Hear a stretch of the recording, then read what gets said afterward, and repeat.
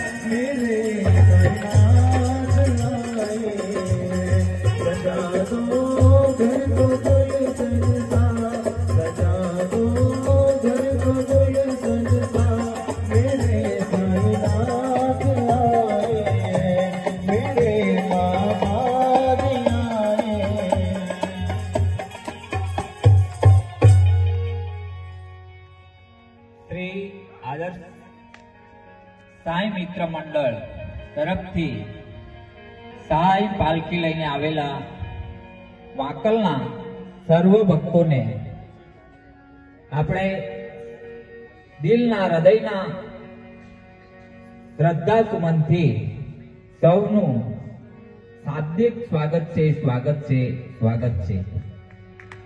એકવાર આપણે જોરદાર તાળીઓથી એમને વધાવીએ અને સર્વે ભક્તોને વિનંતી કરીએ કે તેઓ પોતપોતાનું સ્થાન લઈ અને કથા શ્રવણમાં ભાગ લે એવી વિનંતી.